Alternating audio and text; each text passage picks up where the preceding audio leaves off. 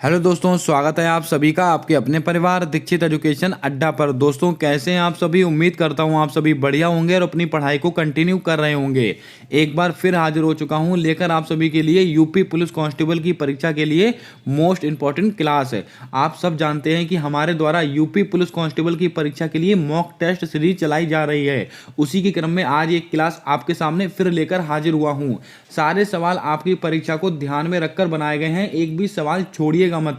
सारे सवाल आप अपनी कॉपी के अंदर वन लाइनर नोट्स के रूप में नोट करके रखिएगा। ठीक ऐसा ही पेपर आपको अपनी परीक्षा में देखने को मिलेगा। आइए शुरू करते हैं आज की क्लास। देखते हैं अपने सारे महत्वपूर्ण सवाल। हमसे पहला क्वेश्चन पूछा गया कि कौन सी नदी उत्तर प्रदेश और मध्य प्रदेश के मध्य में सीमा का निर्माण करती है। चंबल नदी, बेतवा नदी, केन नदी। दोस्तों आपको बता दें इसमें से आपका राइट आंसर क्या होगा। इसमें से आपका राइट आंसर होगा चंबल नदी। आपका बिल्कुल सही जवाब होगा। चंबल नदी उत्तर प्रदेश और मध्य प्रदेश के मध्य में सीमा का निर्माण करती है। अब दोस्तों चंबल नदी पर आपसे क्या क्या पूछा जा सकता है वो आप ध्यानपूर्वक लिखते चलिएगा। अगर आपसे क्वेश्चन पूछा जाए चुलिया जलप्रपात, कौन सा चुलिया, मोस्ट इंपॉर्टेंट सवाल है, ये परीक्षा में कई बार आया हुआ है। चुलिया जलप्रपात, चुलिया जल प्रपात ये किस नदी पर स्थित है। ये दोस्तों आपका चंबल नदी पर स्थित है। और चंबल नदी पर 3 बांध स्थित हैं। तीनों बांध आपको नोट करने हैं, परीक्षा में कई बार पूछे गए हैं। दोस्तों गांधी सागर बांध, कौन कौन से, गांधी सागर बांध, गांधी सागर बांध ये किस नदी पर स्थित है, चंबल नदी पर स्थित है। और दोस्तों जवाहर सागर बांध, जवाहर सागर बांध, जवाहर सागर बांध। और एक बांध दोस्तों और है, कौन सा, राणा प्रताप सागर बांध। इसको दोस्तों यहीं पर मैं लिख देता हूं, राणा प्रताप, राणा प्रताप सागर बांध, राणा प्रताप सागर बांध। ये तीनों बांध किस नदी पर स्थित है, ये चंबल नदी पर स्थित है। और चुलिया जलप्रपात ये परीक्षा में कई बार रिपीट हुआ है। अब दोस्तों आपको याद होगा बेतवा नदी, बेतवा नदी पर एक बांध है बहुत महत्वपूर्ण है दोस्तों। ये दोस्तों है कौन सा, माता टीला बांध। ये माता टीला बांध दोस्तों किस नदी पर स्थित है, बेतवा नदी पर स्थित है। और सुकमा डुकमा बांध ये भी बेतवा नदी पर स्थित है। और परीक्षा में कई बार पूछा गया कि सुकमा डुकमा बांध कहां पर स्थित है, तो आप आंसर देंगे झांसी में स्थित है। उम्मीद करता हूं सारा कंटेंट आपने कॉपी में नोट किया होगा। चलिए बढ़ते हैं नेक्स्ट क्वेश्चन की ओर। अगला क्वेश्चन पूछा गया कि गोविंद बल्लभ पंत सागर बांध निम्नलिखित में से कहां पर स्थित है। मिर्जापुर, सोनभद्र, भदोही, बलिया। क्या होगा आपका राइट आंसर, जल्दी से बताएं। दोस्तों कौन सा पूछा गया है, गोविंद बल्लभ पंत सागर बांध ये दोस्तों किस नदी पर स्थित है। ये दोस्तों आपका ये सोनभद्र में स्थित है। कहां पर, सोनभद्र में स्थित है। अगर पूछ लिया जाए ये दोस्तों इसकी स्थापना कब हुई थी, ये बहुत महत्वपूर्ण है, परीक्षा में पूछा गया। इसकी स्थापना हुई थी 1962 में। लेकिन दोस्तों इसको बोला क्या जाता था, इसको दोस्तों रिहंद बांध। अगर आपसे ऐसे पूछा जाए रिहंद, रिहंद बांध, अगर आपसे रिहंद बांध पूछे या गोविंद बल्लभ पंत सागर बांध पूछे, दोनों एक ही बात है। रिहंद बांध का ही दोस्तों अब नाम क्या हो चुका है, गोविंद बल्लभ पंत सागर बांध हो चुका है। और इसका निर्माण किया गया था 1962 में। और कहां पर स्थित है ये दोस्तों, सोनभद्र में स्थित है। इतनी जानकारी आपको नोट करनी है दोस्तों। यहीं पर मैं लिख देता हूं सुकमा डुकमा बांध, महत्वपूर्ण है, इसको आप मिस मत कीजिएगा। कौन सा, सुकमा डुकमा बांध, सुकमा डुकमा बांध ये दोस्तों किस नदी पर स्थित है। तो दोस्तों आपको याद रखना ये चंबल नदी पर स्थित है, माफ कीजिएगा बेतवा नदी पर स्थित है। कौन सी नदी पर, बेतवा, ये बेतवा नदी पर स्थित है। और दोस्तों है कहां पर स्थित, झांसी में। कहां पर, झांसी में स्थित है। इतनी जानकारी आपको नोट करनी है। चलिए चलते हैं नेक्स्ट क्वेश्चन की ओर। अगला क्वेश्चन पूछा गया है गंगूबाई हंगल का संबंध किस घराने से है। दोस्तों घराने से एक सवाल आपकी परीक्षा में 100% आपको देखने को मिलेगा। लखनऊ घराना, कानपुर घराना, किराना घराना, बनारस घराना। दोस्तों गंगूबाई हंगल इनका संबंध किससे है, इनका संबंध है दोस्तों आपका किराना घराना। तो किराना घराना आपका बिल्कुल राइट आंसर होगा, इसको आप ध्यान में रखिएगा। अब दोस्तों आपको याद होगा पंडित बिरजू महाराज, इनका संबंध किससे है। दोस्तों आपको मैंने बताया था लखनऊ घराने से है। दोस्तों किराना घराना एक बहुत ही फेमस नाम है किराना घराना से, जल्दी से बताएं। किराना घराना बहुत फेमस नाम है। और जो किराना घराना है वो दोस्तों ख्याल गायकी, अपनी ख्याल गायकी, किराना घराना किस गायकी के लिए प्रसिद्ध है, ये दोस्तों अपनी ख्याल गायकी के लिए प्रसिद्ध है, इसको भी आप ध्यान में रखिएगा, परीक्षा में सवाल बन सकता है। किराना घराना से दोस्तों एक बहुत फेमस नाम है, उनका नाम आपको कमेंट कर कर बताना है। चलिए बढ़ते हैं नेक्स्ट क्वेश्चन की ओर। अगला क्वेश्चन पूछा गया कि पंडित रविशंकर को भारत रत्न कब प्राप्त हुआ था। ये लीजिए one of the most important question आपकी परीक्षा का। ऐसे ही सवाल आपको उत्तर प्रदेश पुलिस कांस्टेबल की भर्ती में देखने को मिलेंगे। 1999, वर्ष 2000, वर्ष 2001, वर्ष 2002। दोस्तों आपको बता दें पंडित रविशंकर, इनको भारत रत्न कब दिया गया था। इनको भारत रत्न दिया गया था 1999 में। तो आपका राइट आंसर क्या होगा, ऑप्शन नंबर ए। लेकिन दोस्तों यहां से आपसे दो सवाल और पूछ सकता है। आपसे पूछेगा पहला ग्रैमी पुरस्कार जीतने वाले एकमात्र भारतीय कौन है। ये पंडित रविशंकर हैं, इन्होंने पहला ग्रैमी पुरस्कार जीता था। और दोस्तों ये कौन से वाद्य यंत्र से संबंधित है, ये सितार वादक हैं। अगर आपसे पूछ ले पंडित रविशंकर का संबंध किस वाद्य यंत्र से है, तो आप बताएंगे सितार वादक है। उम्मीद करता हूं आपने नोट कर लिया होगा। चलिए बढ़ते हैं नेक्स्ट क्वेश्चन की ओर। पहला दोस्तों यहां पर पहले लता दीनानाथ मंगेशकर पुरस्कार किसको मिला। ये लीजिए एक और लल्लन टॉप क्वेश्चन आपकी परीक्षा का। नरेंद्र मोदी, आशा भोसले, योगी आदित्यनाथ, आशा पारेख। दोस्तों आपको बता दें पहला लता दीनानाथ मंगेशकर पुरस्कार मिला है नरेंद्र मोदी जी को। अगर क्वेश्चन ऐसे पूछा जाए दूसरा वाला किसको मिला है, दूसरा मिला है आशा पारेख को। इसको आप माफ कीजिएगा, आशा भोसले को। पहला वाला किसको मिला है, पहला लता दीनानाथ मंगेशकर पुरस्कार नरेंद्र मोदी जी को मिला है, और दूसरा लता दीनानाथ मंगेशकर पुरस्कार आशा भोसले को मिला है। अब दोस्तों आपको याद होगा लता मंगेशकर चौक, इसका उद्घाटन कहां पर किया गया है, अयोध्या में किया गया है। रामचंद्र जी की नगरी अयोध्या में किया गया है। उम्मीद करता हूं आपको याद होगा। आइए बढ़ते हैं नेक्स्ट क्वेश्चन की ओर। अगला क्वेश्चन हमसे पूछा गया है हरिप्रसाद चौरसिया का संबंध किस वाद्य यंत्र से है। संतूर वादक, सितार वादक, बांसुरी वादक, वीणा वादक। दोस्तों ये सवाल तो बच्चे बच्चे को पता होगा, लेकिन दोस्तों मैं जो आपको बताने वाला हूं वो जानकारी नोट कीजिएगा। हरिप्रसाद चौरसिया, इनका संबंध किससे है, तो ये बांसुरी वादक है, सबको पता है। लेकिन दोस्तों जो हरिप्रसाद चौरसिया हैं, ये दोस्तों इनका जन्म कहां हुआ था, ये सवाल बहुत महत्वपूर्ण है आपकी परीक्षा के लिए। हरिप्रसाद चौरसिया का जन्म कहां हुआ था, प्रयागराज में। अगर आपसे परीक्षा में पूछा जाए कि हरिप्रसाद चौरसिया, इनका जन्म कहां हुआ था, प्रयागराज में हुआ था। और इनको दोस्तों पद्म विभूषण मिला था। कौन सा, पद्म विभूषण। पद्म विभूषण हरिप्रसाद चौरसिया को पद्म विभूषण पुरस्कार कब दिया गया, ये भी आप नोट कीजिएगा, वर्ष 2000 में दिया गया है। ये तीन जानकारी आपको नोट करनी है, परीक्षा में आपसे पूछे जाने वाले सवाल होंगे। और दोस्तों एक सवाल मैंने अभी आपको बताया था, पंडित रविशंकर, इनका जन्म कहां हुआ था। इनका जन्म दोस्तों वाराणसी में हुआ था, इसको भी आप ध्यान में रखिएगा। इनके जन्म स्थान भी आपसे परीक्षा में पूछे जा सकते हैं। हरिप्रसाद चौरसिया का कहां पर हुआ है, प्रयागराज में। पंडित रविशंकर का कहां पर हुआ है, वाराणसी में। आइए चलते हैं अगले क्वेश्चन की ओर। अगला क्वेश्चन पूछा गया कि भातखंडे संगीत संस्थान की स्थापना किस वर्ष हुई थी। 1923, 1924, 1925, 1926। ये चार डेटें आपके सामने लिखी हुई हैं। भातखंडे संगीत संस्थान, इसकी स्थापना हुई थी 1926 में। तो आपका राइट आंसर क्या होगा, ऑप्शन नंबर डी। दोस्तों किसके द्वारा की गई थी, यह भी आपको याद रखना है, विष्णु नारायण के द्वारा। किसके द्वारा, विष्णु नारायण। विष्णु नारायण के द्वारा दोस्तों ये भातखंडे संगीत संस्थान की स्थापना की गई है, इसको भी आप ध्यान में रखिएगा। 1923 में दोस्तों क्या हुआ है, तो आपको याद होगा काकोरी, माफ कीजिएगा, स्वराज पार्टी की स्थापना हुई थी 1923 में। किसने की थी, चित्तरंजन दास और मोतीलाल नेहरू ने। 1924 में क्या हुआ था, बेलगांव अधिवेशन, इसकी अध्यक्षता किसने की थी, महात्मा गांधी जी ने। और बेलगांव स्थान कहां पर स्थित है, कर्नाटक में। 1925 में क्या हुआ था, काकोरी ट्रेन डकैती, अब इसका नया नाम क्या हो चुका है, काकोरी ट्रेन एक्शन, 7 अगस्त 1925। उम्मीद करता हूं आपने नोट किए होंगे। चलिए बढ़ते हैं नेक्स्ट क्वेश्चन की ओर। अगर आप क्लास को आज पहली बार देख रहे हो तो क्लास को लाइक कर देना, चैनल पर पहली बार आए हो तो चैनल को सब्सक्राइब कर बेल वाला आइकन ध्यान से दबा लीजिएगा, ताकि आने वाली सारी क्लासेस के अपडेट्स आप तक आसानी से पहुंचते रहें। और एक भी क्लास मिस मत कीजिएगा, सारे सवाल आपकी परीक्षा को ध्यान में रखकर तैयार किए गए हैं। आइए बात करते हैं नेक्स्ट क्वेश्चन की ओर। अगला क्वेश्चन पूछा गया कि किस वर्ष उत्तर प्रदेश की राजधानी आगरा से इलाहाबाद स्थानांतरित की गई। ये लीजिए एक और मोस्ट इंपॉर्टेंट क्वेश्चन आपकी परीक्षा का। 1852, 1857, 1858।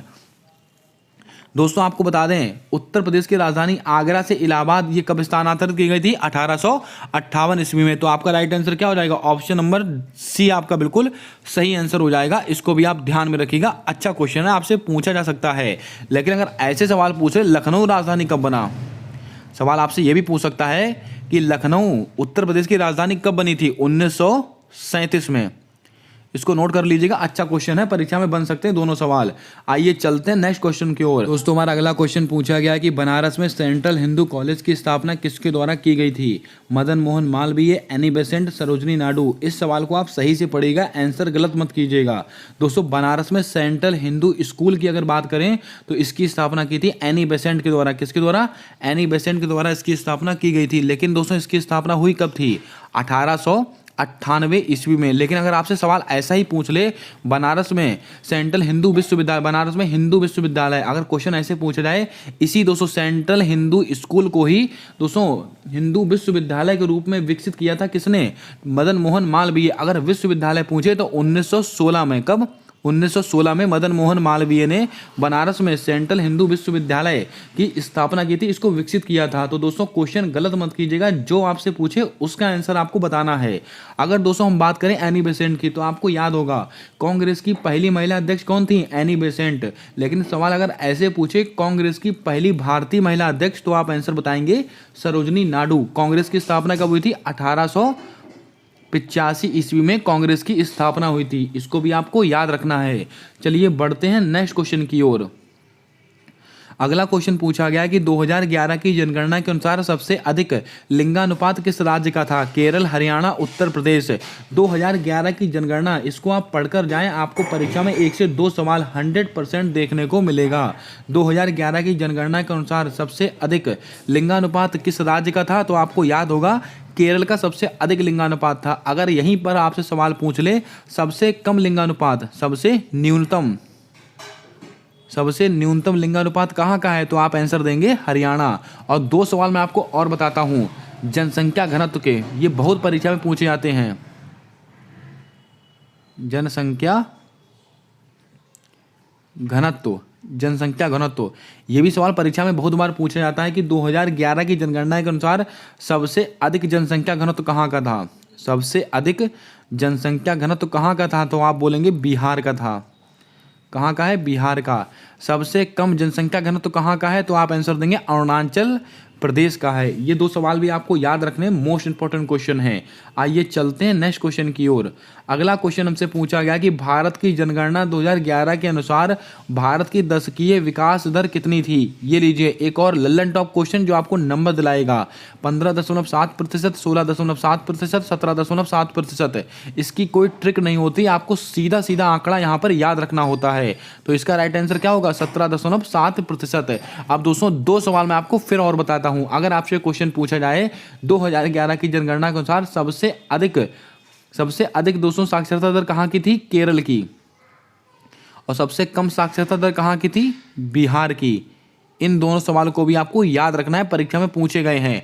और एक सवाल अगर आपसे ऐसे पूछा जाए 2011 की जनगणना के अनुसार सबसे अधिक जनसंख्या घनत्व किस केंद्र शासित प्रदेश का है? तो आप आंसर लगा के आएंगे नई दिल्ली। तो आपको क्या लगाना है? नई दिल्ली आंसर लगाना है। ये सारे सवाल आपको नोट कर लेने हैं अपनी कॉपी के अंदर।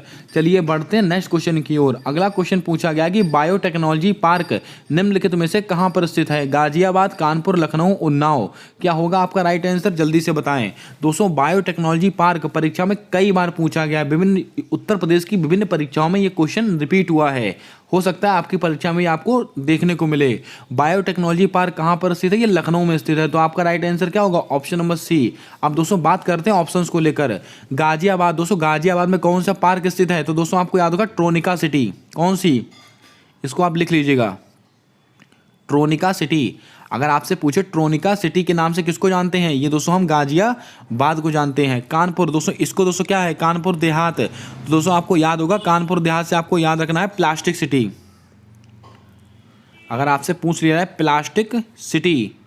प्लास्टिक सिटी के नाम से किसको जानते हैं? तो आप आंसर देंगे कानपुर देहात को। अगर हम दोस्तों बात करें उन्नाव, तो दोस्तों लेदर, कौन सी? Leather technology park.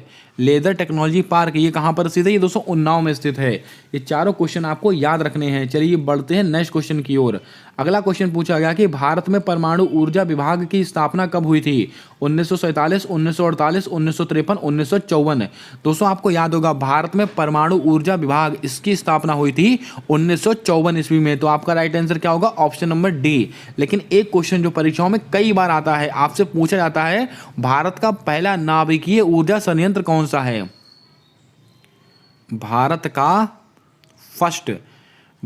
फर्स्ट नाभिकीय ऊर्जा संयंत्र, भारत का पहला नाभिकीय ऊर्जा संयंत्र ये दोस्तों कहां पर स्थित है? ये कौन सा है? तो आपको याद रखना तारापुर। ये दोस्तों भारत का पहला है और इसकी स्थापना आपसे कई बार पूछी गई है। 1969 ईस्वी में इसकी स्थापना हुई है। इतने सवाल हैं जो आपको याद रखने हैं। चलिए बढ़ते हैं नेक्स्ट क्वेश्चन की ओर। उत्तर प्रदेश में कितने कृषि जलवायु क्षेत्र पाए जाते हैं? 7, 9, 11, 13।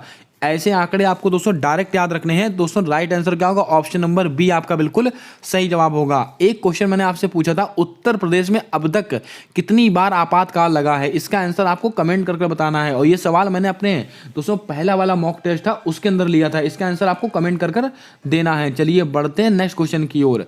संचित निधि का उल्लेख दोस्तों किस अनुच्छेद में किया गया है? लीजिए एक और लल्लन टॉप क्वेश्चन आपकी परीक्षा का जो बार बार पूछा जाता है। 265, 266, 267, 268। दोस्तों संचित निधि इसका उल्लेख दोस्तों कौन से आर्टिकल में किया गया? आर्टिकल नंबर 261 में किया गया है। तो आपका राइट आंसर क्या होगा? Option number B. और इसका उपयोग दोस्तों कौन करता है? राष्ट्रपति। अब दोस्तों यहां पर एक दोस्तों होती है आकस्मिक निधि। कौन सा? अगर आपसे पूछ लिया जाए आकस्मिक निधि यानी कि दोस्तों अगर कोई आपदा आ गई, कोई बाढ़ आ गया, भूकंप आ गया, तो उसके लिए जो निधि इकट्ठी होती है दोस्तों उसका उल्लेख कौन से आर्टिकल में? आर्टिकल 267 में। अगर संचित निधि की बात करें तो 266, आकस्मिक निधि की बात करें तो 267। इसको भी आप ध्यान में रखिएगा। आइए चलते हैं नेक्स्ट क्वेश्चन की ओर। अगला क्वेश्चन हमसे पूछा गया कि वायुमंडल की सबसे ठंडी परत कौन सी है? समताप मंडल, आयन मंडल, मध्य मंडल, क्षोभ मंडल। दोस्तों आज के बाद इस क्वेश्चन को आप गलत नहीं करेंगे, मैं आपको क्रम से बताता हूं। सबसे पहले आता है आपका क्षोभ मंडल, फिर दोस्तों आपका आता है समताप मंडल, फिर आपका आता है मध्य मंडल, फिर आपका आता है आयन मंडल, फिर आपका आता है बहिर्मंडल। आपको इसी क्रम में दोस्तों इनको याद रखना है। अब दोस्तों किस दोस्तों मंडल में क्या होता है मैं आपको बता देता हूं। जैसे कि क्षोभ मंडल, जितनी भी मौसम संबंधी घटनाएं होती हैं, पानी का बरसना, ओले का गिरना, जो भी दोस्तों मौसम संबंधी घटनाएं होती हैं वो सबकी सब क्षोभ मंडल में होती हैं। उसके बाद समताप मंडल में दोस्तों क्या होता है? तो आपको याद रखना है वायुयान का संचालन। और मोस्ट इंपॉर्टेंट, ओजोन परत किस मंडल में पाई जाती है? ये समताप मंडल में पाई जाती है। और वायुमंडल की सबसे ठंडी परत कौन सी है? ये मध्य मंडल। तो आपका राइट आंसर क्या होगा? ऑप्शन नंबर सी, आयन मंडल। जो भी दोस्तों रेडियो एक्टिविटी से संबंधित घटनाएं होती हैं, यानी कि संचार उपग्रह वगैरह ये सब होता है, ये सब आयन मंडल के अंतर्गत होता है। और बहिर्मंडल वायुमंडल की सबसे बाहरी परत है। इसको आप ध्यान में रखिएगा, इसी क्रम में आपको याद रखने हैं। चलिए बढ़ते हैं नेक्स्ट क्वेश्चन की ओर। अगला क्वेश्चन पूछा गया कि काकोरी ट्रेन के नायक पंडित राम प्रसाद बिस्मिल को फांसी किस जेल में दी गई थी? ये लीजिए एक और अच्छा क्वेश्चन जो आपकी परीक्षा में पूछा गया है कई बार। Banaras jail, Gorakhpur jail, Meerut jail. दोस्तों आपको बता दें काकोरी ट्रेन डकैती ये कब हुई थी? जल्दी बताएं दोस्तों। 1925 में हुई थी। कब हुई थी? 1925 से। और कहाँ काकोरी स्थान कहाँ पर स्थित है? लखनऊ में स्थित है। और इसका वर्तमान में दोस्तों क्या नाम है? तो आपको याद होगा इसका वर्तमान में नाम है काकोरी ट्रेन एक्शन। और इसमें दोस्तों कौन कौन शामिल थे? पंडित राम प्रसाद बिस्मिल, राजेंद्र लाहिड़ी, अशफाक उल्लाह खां, और एक नाम और जल्दी से बताएं, चंद्रशेखर आजाद। ये सभी लोग दोस्तों इसके अंदर शामिल थे। अगर हम दोस्तों बात करें इनको फांसी किस जेल में हुई थी? गोरखपुर जेल में हुई थी। कब हुई थी? 1927 के आसपास हुई थी। इसको भी आप ध्यान में रखिएगा, अच्छा क्वेश्चन है, परीक्षा में पूछा जा सकता है। चलिए बढ़ते हैं नेक्स्ट क्वेश्चन की ओर।